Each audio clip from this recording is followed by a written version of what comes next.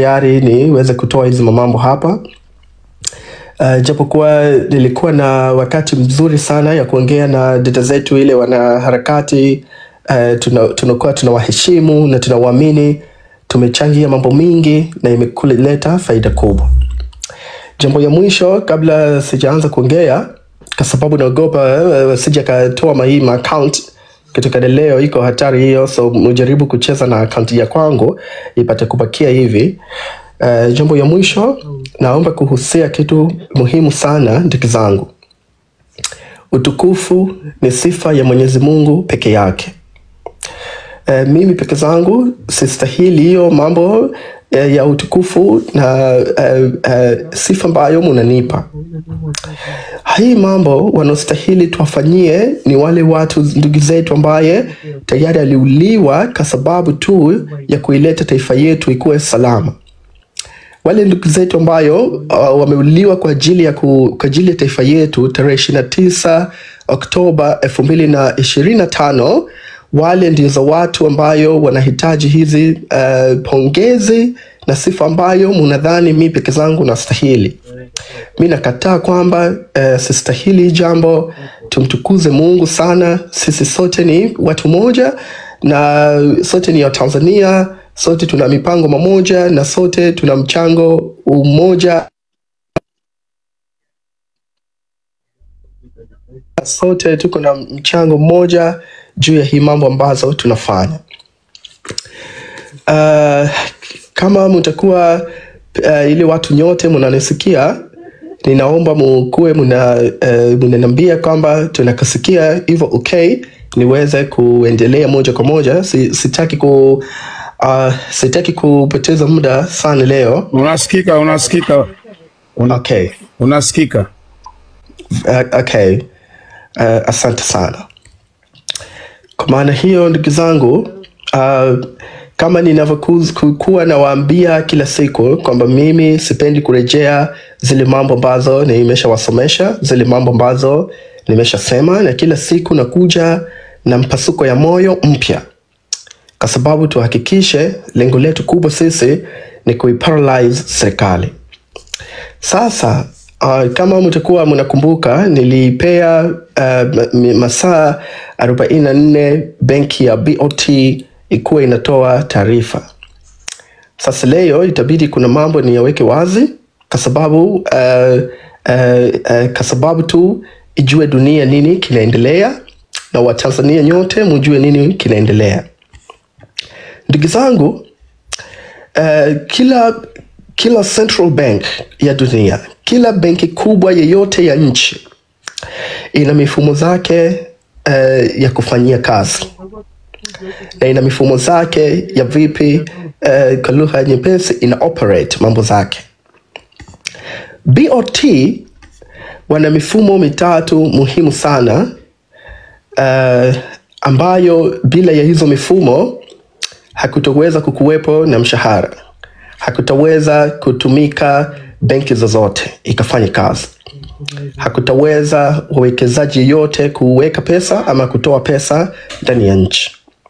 Na mifumo hiyo ya kwanza inaitwa Government Electronic Payment Gateway. Kwa lugha ya nyepesi kwa watu ambazo najua wako hapa, inakuwa ni GEPG. Ndugu zangu, ninaomba sana hizi mambo ninawaambia mkuwe makini sana, kwa sababu mimi nimeweka ahadi ya kuparalyze serikali na nimeweka kiapo changu mpaka kwa Rais Tomoko Akane. Kwa hiyo hii mambo nafanya iko wazi. Na siko hapa kufanya majaribio.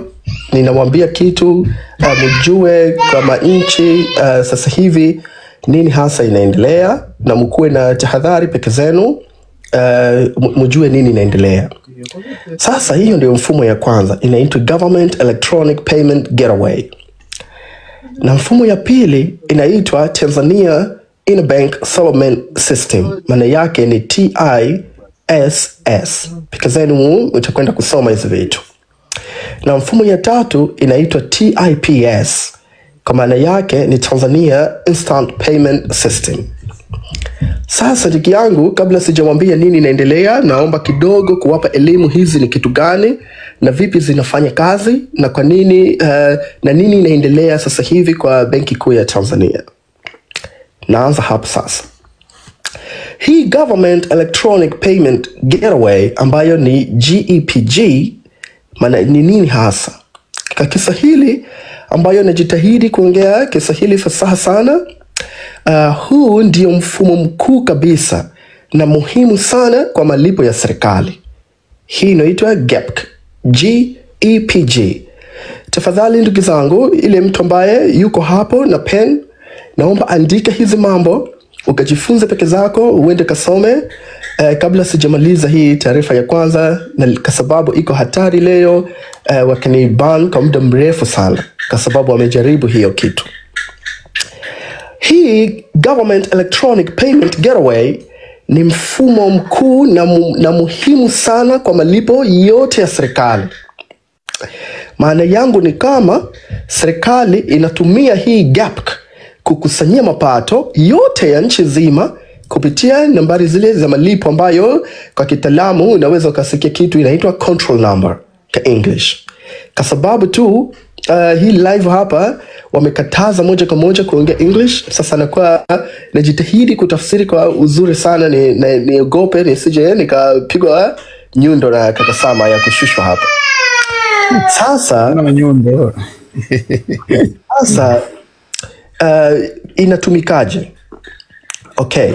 Hii mfumo ya Government Electronic Payment Gateway ndio mfumo pekee unatumika kwenye wizara zote ya Tanzania, kwenye taasisi yote ya Tanzania, kwenye mpaka vyuo vikuu, mpaka mashirika za umma zote zinatumia mfumo huu. Kwa sababu mfumo huu ndio mfumo pekee ambayo unahakikisha malipo yanaingia moja kwa moja kwenye account zilipo kwa ile kwa account ambayo iko kwa BOT. Okay? Sasa pia na jambo nyingine kwa kitaalamu, kuna kitu inaitwa reconciliation. Hii ndio mfumo pekee ambayo Tanzania iko nayo kupitia BOT ambayo inafanya hiyo reconciliation ya mapato kwa uhakika na haraka. Huu mpaka sasa hivi ndugu zangu tunaongea, huu mfumo uko chini ya ulinzi yetu. Na kama serikali itafanya jeuri vile tunataka, narejea tena, na wapia mimi ni muumini ya Mungu, hata Mungu akuweza kutoa roho yangu, hakutokuwa na malipo kuanzia Disemba. Hakutakuwa na bank, hakutakuwa na mishahara. Hii mfumo ya kwanza. Tunakuja ya pili. Mfumo ya pili inaitwa Tanzania Interbank Settlement System ambayo nimewatajia tayari. Sasa unaweza ukauliza hii ni nini maana yake na ni kitu gani inakuwa inafanya. Na wapa tafsiri tena hivi kwa Kiswahili kama ile ya mwanzo nimewapa ya mwanzo ya Government Electronic Payment System ambayo ni GEPG. Nimekuja namba 2 kwa sababu nimwambia iko 3 ambayo ni TISS, Tanzania Interbank Settlement System. Nini maana yake? Hii ni kitu gani? Huu ni mfumo wa malipo makubwa. Kama ile serikali kuna malipo ya kawaida zile mandogo na kuna malipo makubwa. Inatumikaje? Huu mfumo unatumika kwa malipo makubwa ya serikali kama vile mishahara kupitia zile watu wanapata mishahara kupitia mabank. So mishahara zote ya Tanzania lazima itumike hii system kufanyika malipo ambayo ni Tanzania Interbank Settlement System. Na yengine inatumia mfumo huu kufanya kitu inaitwa uhamisho mikubwa wa fedha kwa taasisi. Kwa sababu ile unaweza ukaona serikali inafanya mahamisho makubwa ya mapesa either kwa kutia ndani ya nchi ama kwa kutoa ndani ya nchi, haiwezekani bila ya hii mfumo. Na jambo lingine, hii ndio mfumo pekee yake ambayo malipo ya miradi ya serikali inafanyika. Miradi ili yote wewe unajua peke zako ya serikali ili fanyike malipo zake lazima itumie Tanzania Interbank Settlement System ambayo nimewaambia ni TISS. Peke zenu naomba mjitahidi muandike hizi mambo, kwa sababu nitakupeni manafasi mkuwe mnauliza na muende mkajisomea peke zenu. Hii ndio ya pili, na hizo ndio inafanya kazi. Na mfumo wa tatu inaitwa TIPS, ni TIPS. Kirefu yake Tanzania Instant Payment System. Nini maana yake? Maana yake huu pia ni mfumo ya malipo, zile malipo za haraka haraka, ile malipo ya hapo kwa hapo ambayo inaunganisha bank na mitandao za simu. Kwa sababu ile Afrika iko kitu inaitwa mobile banking, kama ile Vodacom pesa, Matigo pesa. Sasa ile pesa hata kama mtu unatuma, lazima kuna mfumo mkuu inapita ambayo iko ni BOT, na hiyo mfumo inaendeshwa na BOT peke zake na inaitwa TIPS. Ndio hiyo Tanzania Instant Payment System.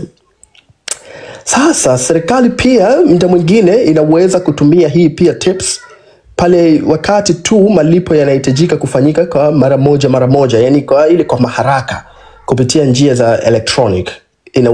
Inaunganisha pia hii mfumo.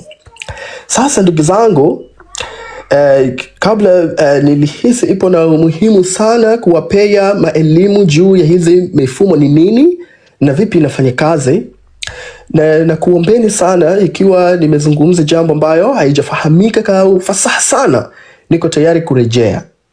Ndugu zangu, sasa hivi tunaongea, hii mifumo tayari ipo totally disrupted. Tumeingilia. Japo licha ya ukweli ya kwamba wapo na access ya kufanya peke zao, wako na access pia, na sisi pia peke zetu tuko na access. Niko na mamtu nimestaajabu sana kuona mpaka sasa BOT haijautoa taarifa rasmi kwa wawekezaji ya Tanzania pamoja na raia za kawaida ambazo zimeweka mapesa zake kwa mabank, kuwaeleza hatari gani ipo kwa nchi yetu, na wanajaribu kusolve hii tatizo kwa ile njia peke zake wanajua wanaweza kufanya. Kwa hiyo ndugu zangu, hii mifumo tayari tumeishikilia na tunaitaka serikali ya Tanzania, kwa sababu hii jambo ikiwa ni ya uongo, maana yake italeta taharuki. Kama wataweza kukiri kwamba hatujaingia kwa hii mifumo, tunawa challenge BOT Tanzania kupitia wizara yake ya fedha, wakiri kwamba hili jambo hatujaingilia bado. Tunai-challenge BOT iseme kwa ukweli zake peke zake kwamba hii mifumo bado hatujaishika. Lengo yetu ya kushika hizi mama system si kwa kuwa tunahitaji mapesa. Sisi ni watu tunamwamini Mungu sana. Lengo yetu kubwa, nimewambia, tunafanya kitu ambayo tuna paralyze serikali isiweze kabisa kukua na nguvu ya kufanya jambo lake lolote lile. Sasa nini tumefanya kwa serikali? Baada ya kuwa tayari tuko na hii mifumo kwa mikono zetu, tunaweza kufanya zile peke zetu tunataka. Leo sasa nimekuwa na mawasiliano na kiongozi wa DP World. DP World hii ni ile kampuni ambazo Samia Suluhu Hassan pamoja na majambazi wenzake walileta, wakaipea bandari zetu, wakaiuza. Nimewasiliana na group chairman wao ambaye pia na pamoja na CEO wa DP World, anaitwa Bwana Sultan Ahmed bin Sulaiman. Huyu mjamaa pia ni chairman, ni mjamaa mwenye kiti ya mabandari pamoja na mambo ya maforoza ya kuna kitu inaitwa Free Zone Cooperation. Siwezi kupata Kiswahili kitamu, naomba mkasome hiyo jambo. Inaitwa Free Zone Cooperation, peke yake huyu pia ni chairman. Sasa tumemwambia, tumeipelekea pia baada ya kuzungumza na huyu CEO, tumeongea pia na secretariat ambayo ya DP World. Sio ile ambayo iko kwa Tanzania, tumeongea na secretariat ya makao makuu ambayo iko kwa mji inaitwa Expo City Dubai, uko mchini Dubai, ndani ya mji inaitwa Jabal Ali, kwa PO Box 17000, na namba yake ya simu huyu chairman mnaweza mkachukua put pressure kwa raha zenu ni plus 9, 7, 1, 4, 11, 11, 10. Labda Abil iandike hapo wamsumbue huko. Iandike hapo kama unaweza. Na email yao ya secretariat, sio ile email tu ya DP World secretariat, ni info@dpworld.com secretariat. Tumemweleza CEO pamoja na group chairman Bwana Sultan Ahmed bin Suleiman kwamba nchi ya Tanzania sasa hivi Generation Z ambayo ni sisi tunapinga kivikali kabisa utawala haramu ya Samia Suluhu Hassan. Na kupinga zetu tumepeleka taarifa, tumemshitaki ICC, na mimi binafsi nimeandika affidavit yangu, ni kiapo yangu peke zangu, ina kurasa 168 yenye ushahidi pamoja na mapassport yangu na ID yangu. Nimepeleka moja kwa moja kwa rais ya ICC Mama Tomoko Akane kumwambia kwamba nipo tayari kuthibitisha huu shahidi ambayo ninasema kwamba hawa watu wanauliwa. Nimempa tahadhari kubwa CEO ya DP World Sultan Ahmed bin Suleiman kwamba billions of dollars ile anayoekeza kwa nchi ya Tanzania itakuja kumpatia hasara kubwa ambayo kwa historia ya DP World haijawahi kutokezea. Kwa sababu tarehe 9 Desemba tunafanya maandamano makubwa isiyokuwa na mipaka, na tutakuwa kwa nje ya bandari yetu, mali yetu, kuhakikisha kwamba hakutakuwa kitu yoyote inaingia au inatoka. Lakini nikamhakikishia Bwana Sultan Ahmed bin Suleiman kwamba mahamisho zake ya kifedha yote yako uchi, kwa sababu tayari tuko na mifumo ya BOT na tutazuia malipo zote anafanya kupitia Benki Kuu ya Tanzania, na nikamuambatanishia na ushahidi ya zile system 3 ambayo tumeshika peke yetu. Nimeambatanisha ushahidi kwamba asikuje akadanganywa na ile mawacho ya Tanzania kwamba yupo salama. Tupo na hiyo system na tunaweza kuchezea kwa raha zetu vile peke zetu tunataka. Kwa sababu tu hatuko na nia ya kuharibu nchi, nia yetu ni kuparalyze mifumo. Hii naomba ifahamike sana. Nchi ni mali yetu, sisi tunaparalyze ile mifumo haramu ambayo hawa majamaa wamejiwekea. Nimemuomba sana afanye maamuzi ya haraka ndani ya wiki moja kabla ya kuingia Disemba, kuhakikisha kwamba ana watu ambazo kawapeleka ni wa raia wa kigeni wanatumika kwa DP World, waondoshe kwa nchi ya Tanzania haraka ile inawezekana, kwa sababu tunakwenda kubadilisha nchi yetu kikamilifu kabisa. Kama vile ambavyo ubalozi yote ya Tanzania tumepeleka barua rasmi na kuwapigia masimu kuwaeleza tu ni juu ya maandamano ile tunafanya, na nikawaambia mabalozi yote iambie raia zake kwamba sasa hivi sio muda mzuri ya kuja Tanzania kwa kuja kufanya mambo ya utalii, kwa sababu kuna maandamano makubwa na tutahakikisha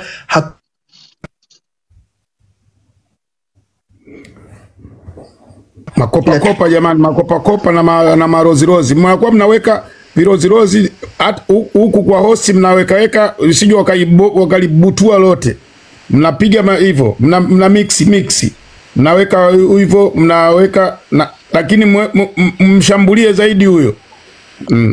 Na tutahakikisha kwamba hakuna movement wala maisha yoyote inafanyika Tanzania. Tunahitaji attention tupe sisi peke zetu.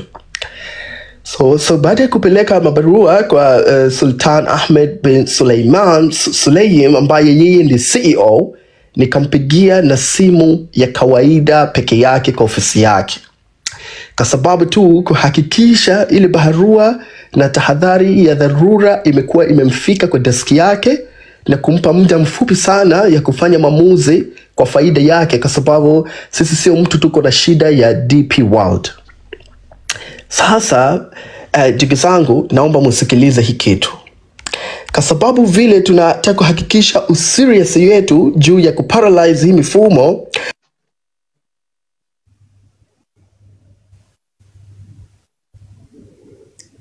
Umesikia? Amesema kabisa, kasema kwamba wakimbani leo watambani kweli kweli.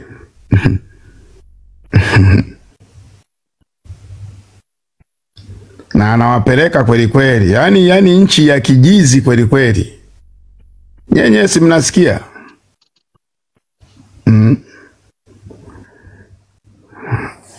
Na amesema kwamba leo wakimpiga bani watampiga kweli, kwa sababu leo ana mambo ya uhakika na mpiga bani kweli. Yuko chini hapo. Nadhani wamempiga bani ya kweli kweli. Akiwa wamemrusha. Kudaradeki. Walete kati. Walete kati. Walete kati. Oyo. Okay, endelea. Ngoma bado inaendelea hiyo. Kudaradeki. Watu wameshajitoa muhanga. Afe kipa, afe beki. Ngoma, piga makopa ya kutosha, majifti ya kutosha. Weka ukupiga. Mimi wenyewe wamebani nani yangu. Akaunti yangu ikiwa ina 900 ndani. Euro 300. 900. Piga makopa. Piga makopa ya kutosha hapo. Fungua mic ya Bill. Piga nondo. Alright. Ninakuomba mnisamehe vile nimedondoshwa. Bado tunataka tumalize hizi mambo. Lakini tuendelee kufanya maombi na Mungu yetu ataweza kutupatia msaada kwa juu ya jambo ambayo tunataka kufanya.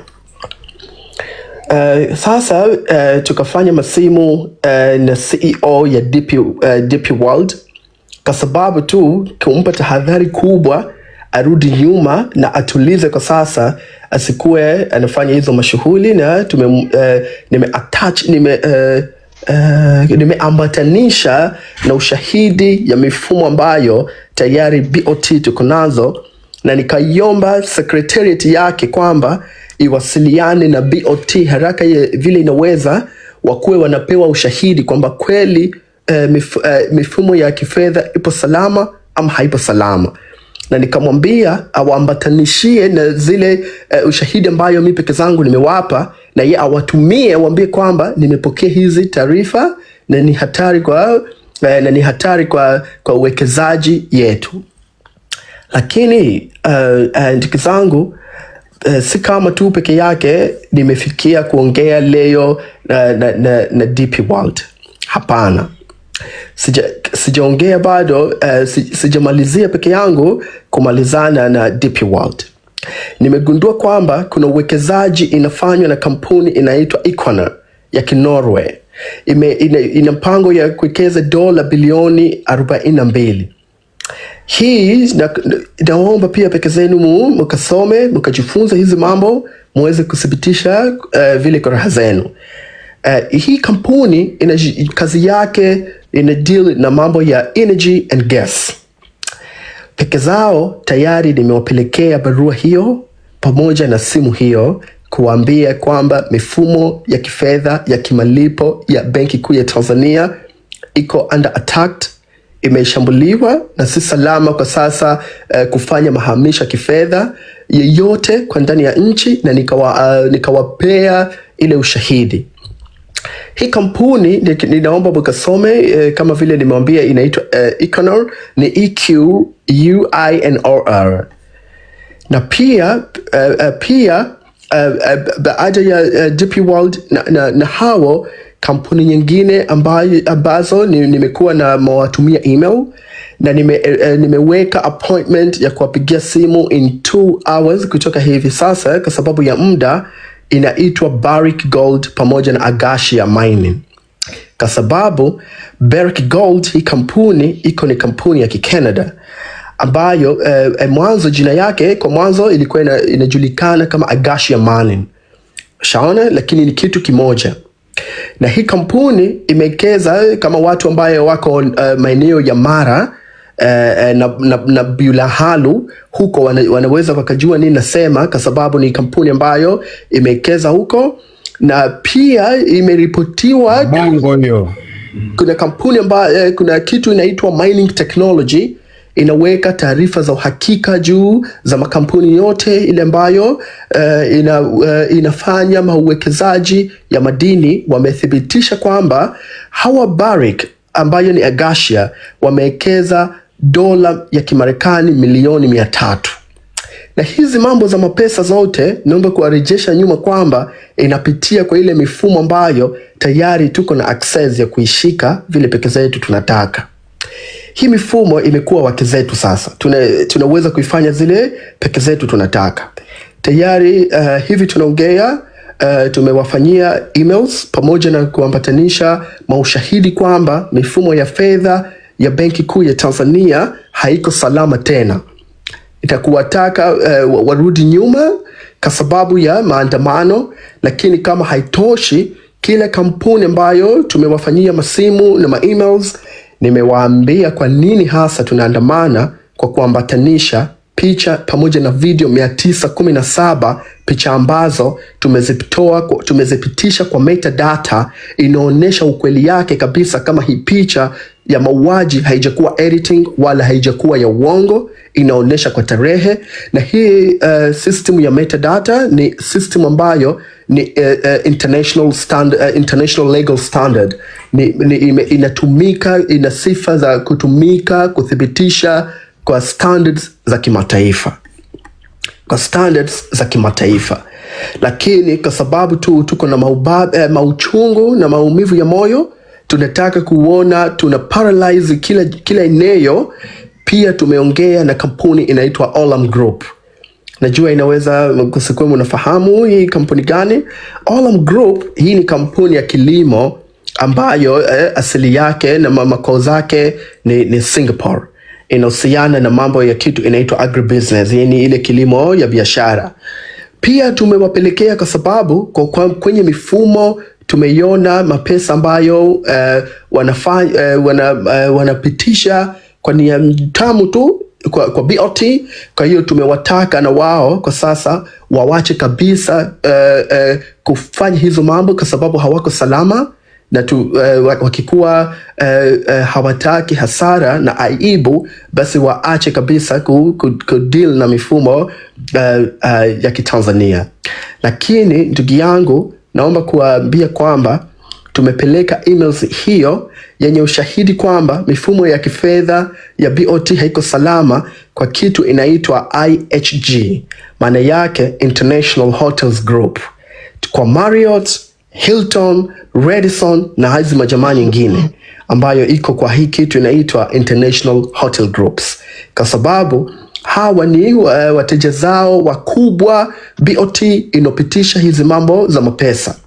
Tumewekea taarifa rasmi kwamba mifumo ya kifedha haiko salama, na tukawapea taarifa zao peke zao za kifedha, kwa sababu haiwezekani tukue nazo sisi. Kwa hiyo nimewapea makusudi kuwafunua macho kwamba ni kweli haipo salama, na nimewasukuma na kuwaomba warudi kwa BOT kuthibitisha hiyo jambo. Sasa kwa sababu ya muda na kwa sababu tunataka tukue tunaongea mambo mingi leo ipo. Sasa mimi nitachukua break, si kama ni break, nitanyamaza kuwaruhusu ndugu yangu kila mmoja ambaye yuko hapa apate nafasi ya kuuliza swali juu hii jambo ambayo nimeongea, ama kutoa maoni kabla hatujakuwa kuingia kwa topic namba 2. Nitasimama hapa na ninaomba Mungu akibariki hii kikao yetu na tujalie busara na mahekima ya kuzungumza, na tuzungumze kwa heshima ya hali ya juu. Asante. Okay. Ustazi kama upo, ingia kwanza upige dua. Ustazi kama upo, weka hapo upige dua. Kwa sababu ilikuwemo kwenye mada ya leo, nimeshalielewa hilo swali.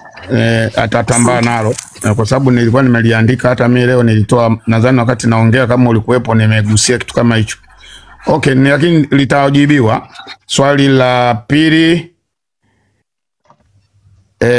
Swali la 3, Pigibi. Abili, hilo liandike. Je, tuna uwezo wa kuwaandikia NATO tukambatanisha na ile kwamba tunateseka huku, tukawawekea, na kuna video leo imetoka polisi wakipiga kule Shinyanga, tukaichukua na ile video tukapeleka kwenye jeshi la NATO. Tuombe japo hata ulinzi, at least hata waandike heading tu. Bage tumechoka, tunauliwa tu, serikali haiongei, yani tunapigwa tu kama mambwa.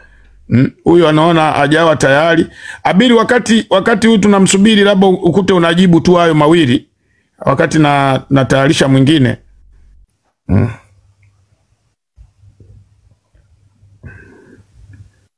Abili.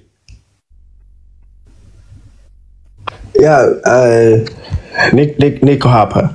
Nilikuwa najaribu kusikiliza. Umeelewa maswali? Nimefahamu vizuri. Okay.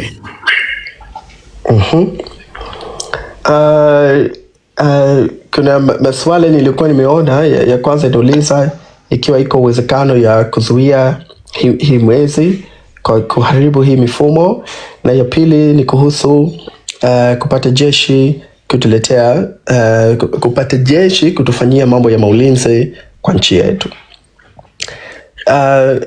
Siko na elimu ya kutosha sana, lakini kile ninachojua hii mapambano inataka intelijensia kubwa sana kwenda nayo. Mpaka sasa hivi tumepeleka barua rasmi kwa JWTZ. Tumempelekea barua CDF. Na kama hiyo haijakuwa inatosha, tumempigia simu. Na nadhani nyote mumeweza kupata rekodi ya simu.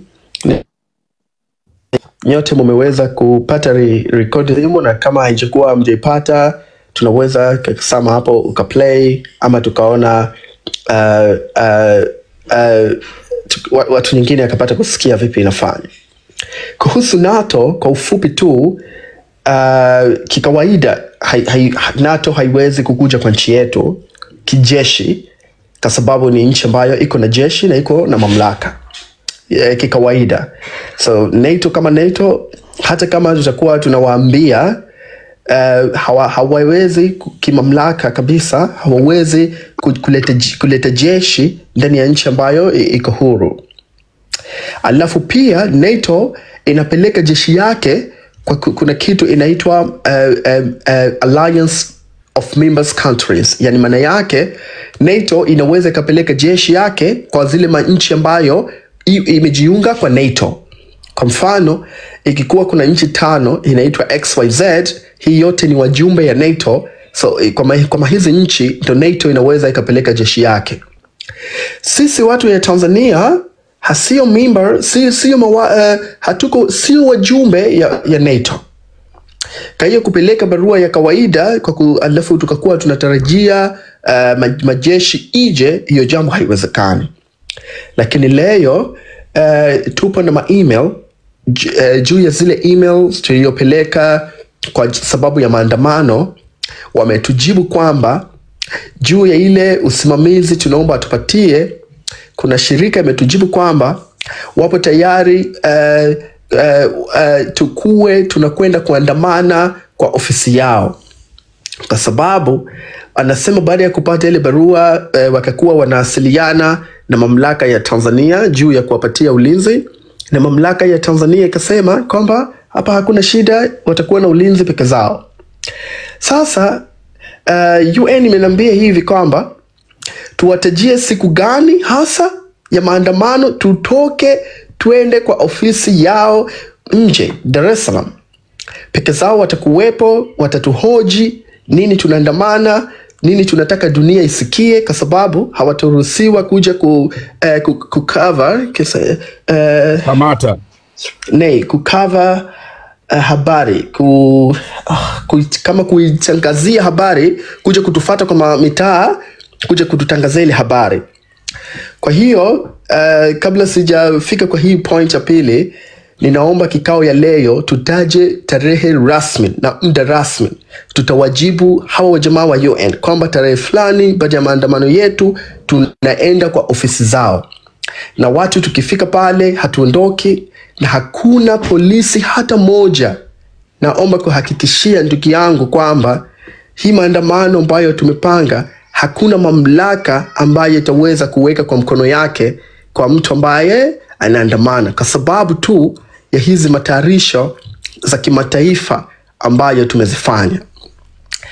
Hii itakuwa ni taarifa muhimu na ya haraka. Ninaomba tuitoe kupata tarehe gani, ikiwa tunaanza 9 kama ya 10 tunaenda hapo, alafu ndo tunakwenda Maikulu, tunaenda kwa ofisi ya UN na flyers, mabango yetu na message yetu, na watatoka maofisa zao ndani ya ofisi yao, watakuja kutuhoji, mnasemaje, mnataka nini na mnataka nini dunia isikie. Hiyo wanaturekodi maelezo yetu, yatakuwa wataweka kwa website yao ya UN ya dunia nzima, kwa sababu wamezuiliwa kuja kufanya cover kwa mitaa. Kwa hiyo wametutaka tuwafate na watafungua milango kutusikia. Washatoa confirmation. Hii ni taarifa nzuri na tutawapigia makofi jamaa wa UN kwa sababu wako tayari. Twende ofisi yao.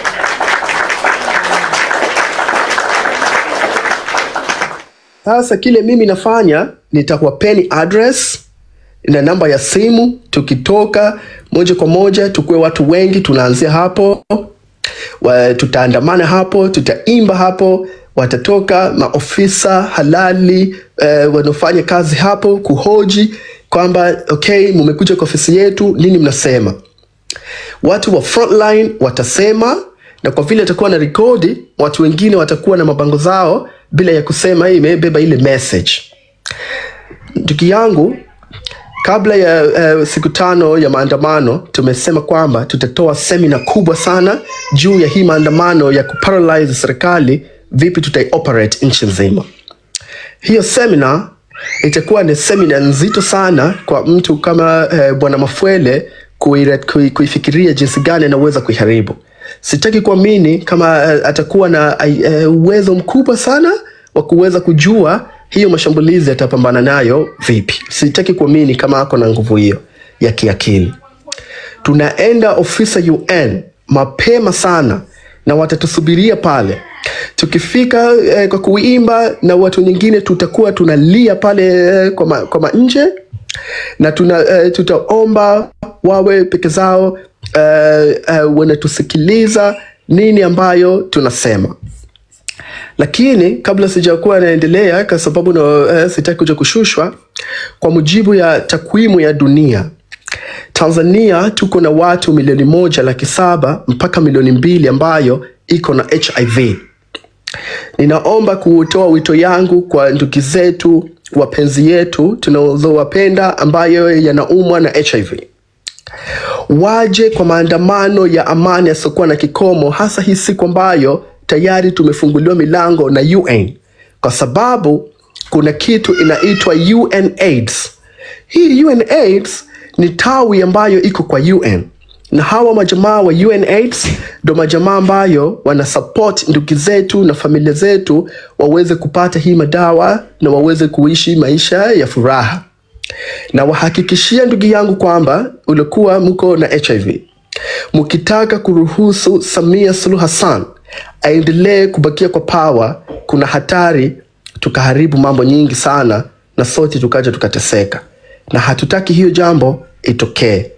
Ninakuwa nasisitiza, tuko na ndugu yetu na familia yetu 1.7 mpaka 2 kwa mujibu ya taarifa ya UNAIDS, ambayo ndani ya Tanzania ni ndugu yetu ambayo wamepata maambukizi hizi za ukimwi, na UNAIDS inawatunza, na sisi kaka zao tunawapenda na tuko nayo pamoja kwa sababu ni familia yetu. Tunataka mkuwepo na sisi kwa maandamano, kwa sababu hii maandamano sio maandamano ya chama yeyote ile ya siasa. Hii ni maandamano ambayo tunataka tuandamane, tubadilishe mfumo yote ya nchi, angalau tu kwa ndugu yetu ambaye ako na maradhi, serikali tunawaweza kuwafidia hela angalau kwa wiki ya kupata chakula bora na ya afya. Na haya yote ili ya kuwa yanawezekana, ni lazima hizi majambazi tuzitoe. Hii siku ambayo tutakuwa tunakubaliana maandamano yetu, tunaenda kwa ofisi ya UN Tanzania. Ninawataka waathirika ya ukimwi tukue na sisi, ambayo tunatumia madawa, na mutakuwa munapewa nini na nafasi ya kuongea.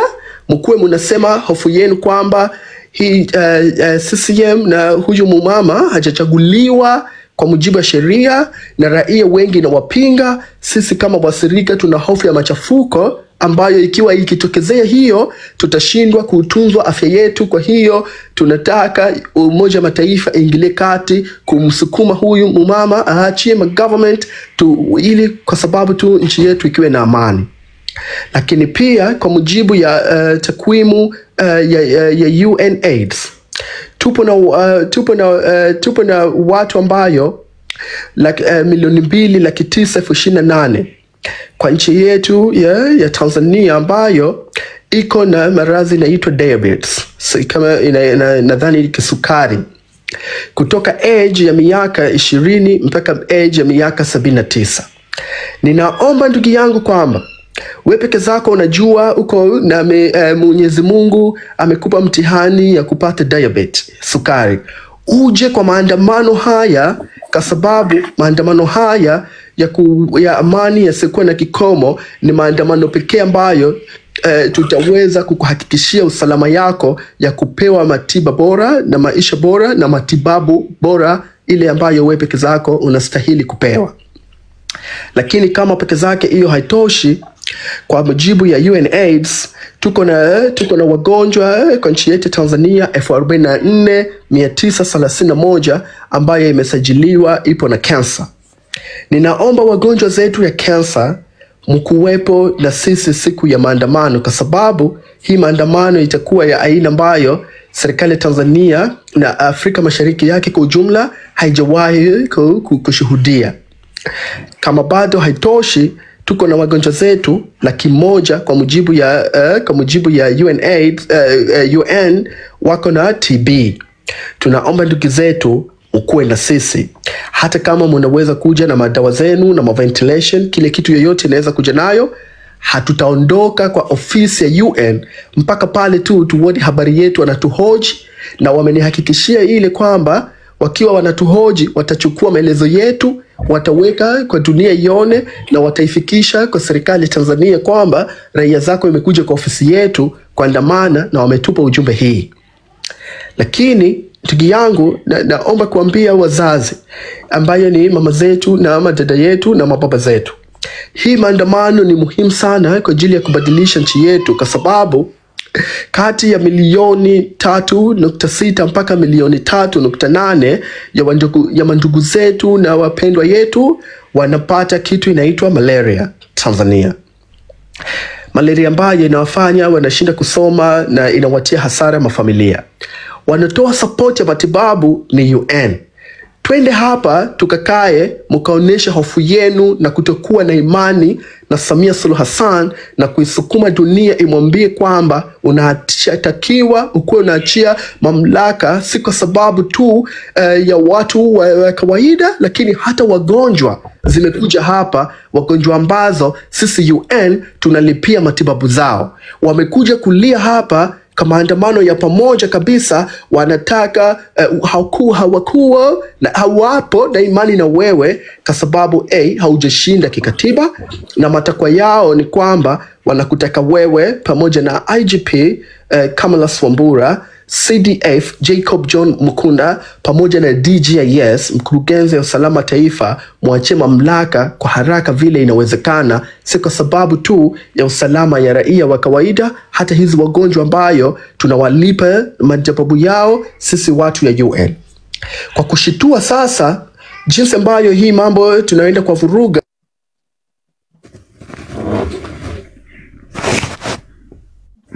wamemtoa anu mtoto anawapeleka mpera kwa kweli. Yani anapiga nondo noma. Yani alafu ametoa pointi za maana sana. Jamani, UN ni mahali pa kukimbilia. Yani hizo pointi sidhani kama kuna mtu aliwaza hicho kitu. Siji kama watamrudisha tena sasa hivi. Atarudi. Maana leo kasema akimpiga bani, yupo chini hapa. Ngoja tuone. Point ambazo ameongea huyu mshikaji. UN ni mahali pa kwenda kulala. Jamani, hilo wazo la kwenda UN na mabango. Hawana access yoyote ya kuweza ya kuweza kutuzuia kwenda nani. Tukishakuwa UN tu pale ni kwamba tuko sehemu nyingine ya usalama. Namba kubwa ya watu tu itokee. Ninaomba walete kati. Walete kati. Okay, karibu Wadi. Karibu. Ninawaomba ndugu zangu mnisamehe, hii inapokuwa nindondoshwa si kwa sababu ya mapenzi yangu, kwa sababu tu hawa majamaa wa mawizi hawapendi vijana tukue tunapeana taarifa za muhimu. Ingekuwa hapa tunakaa tunazungumza mambo ya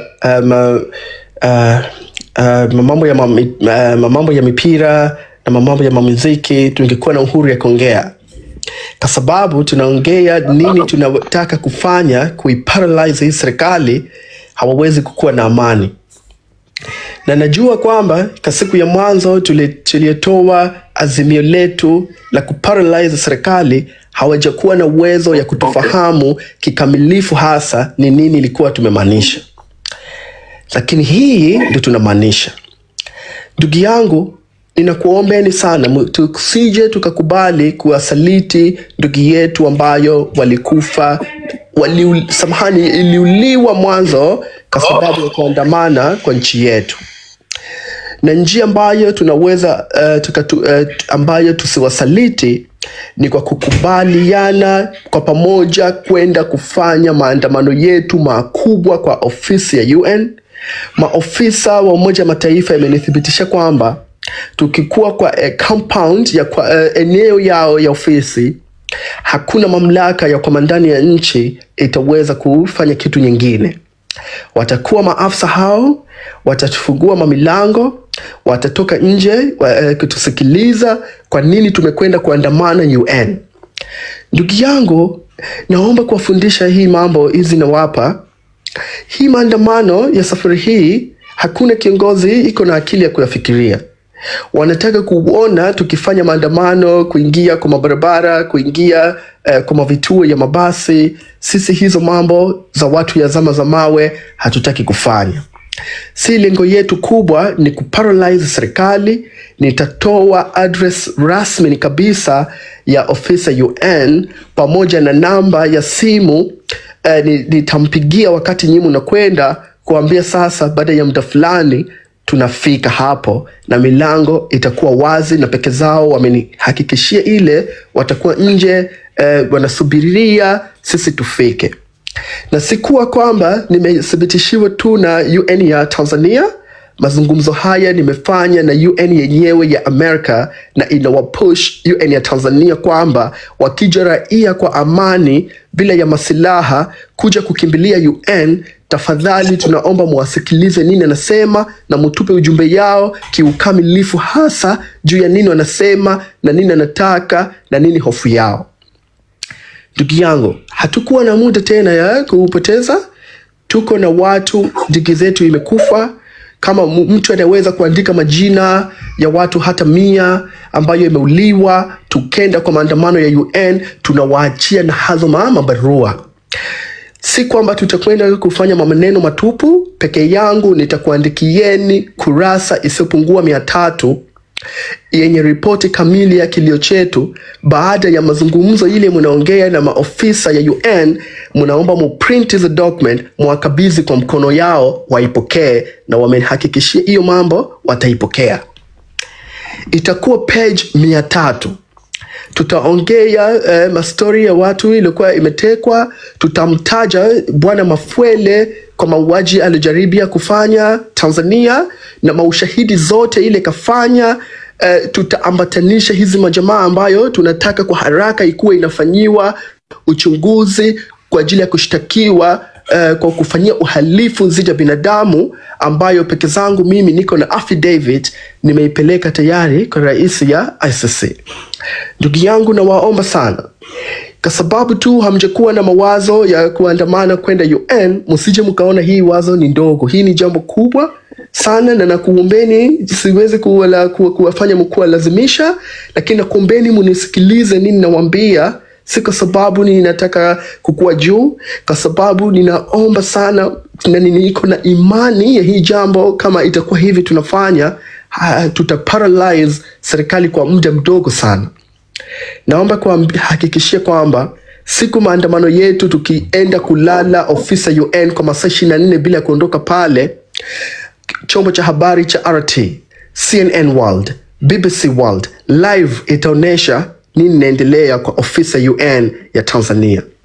Na kwa sababu hatuendi kulala pale kwa kufanyia mafujo, UN haitaweza kuripoti kwa mamlaka ya Tanzania kwamba hawapo salama.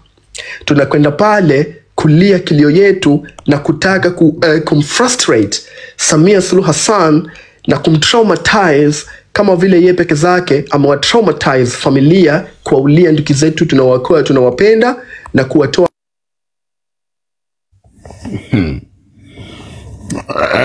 Wameanza kuumia roho sasa. Hawa jamaa wanamshusha kila saa, mwisho saizi watambani.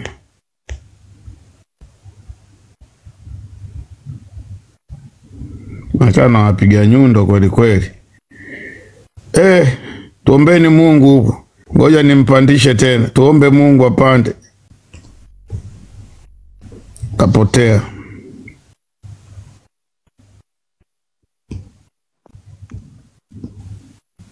Sijui saizi watakuwa membani.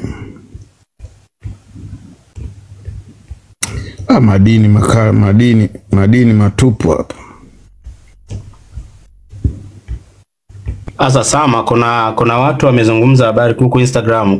Kuna watu wamesema kwamba Mange alisema point ya ya watu kukutana posta na mambo kama hayo. Sasa kuna haja ya kwanza kuwaambia watu kwamba kama kuna group fulani itakutana posta, wengine wakutane waelekee moja kwa moja UN, ofisi za UN. Pale ndo patampa kuanzia sasa. UN, si ndio Ninaona pale patampa pana ulinzi. Yes, kwa sababu pale UN pia hawawezi fanya mauaji. Hawawezi kufanya mauaji nje ya ofisi za UN. Yaani ile itakuwa ni moja ya protection kubwa sana. Hawawezi kufanya ujinga wowote. Kwa hiyo wengine kama wataanzia posta, na wengine wanaanzia UN, lakini namba kubwa ya UN yani namba kubwa UN iwe ni kubwa sana. Na mabango, twendeni na mabango kwa Kiingereza, kwa Kiswahili. Tulishafanya hizo demonstration. Mabango. Karibu Abil. Jamani, makopa jamani, makopa. Walete kati, makopa jamani, makopa hapo na mtap the screen. Bana, wamemshusha tena. Jamaa, mimi sioni kama ni sababu kumshusha, sio sababu. Sababu wekeni tu katiba mpya. Wakiweka katiba mpya, nani atakuwa na jadili? Kipindi fulani tulikuwa sio swala la katiba mpya, sio swala la katiba mpya. Sama, sio swala la katiba mpya. Yaani hata huyo ambaye hatumtaki, Samia sini hatumtaki. Katiba mpya hata yaani Samia hatumtaki babu. Watoke ufanyike uchaguzi upya. Hatumtaki huyo mama. Huyo mama sasa hatumtaki. Kwa hiyo swala la UN jamani limekaa kiulinzi zaidi, limekaa kiulinzi sana. Japo tukipata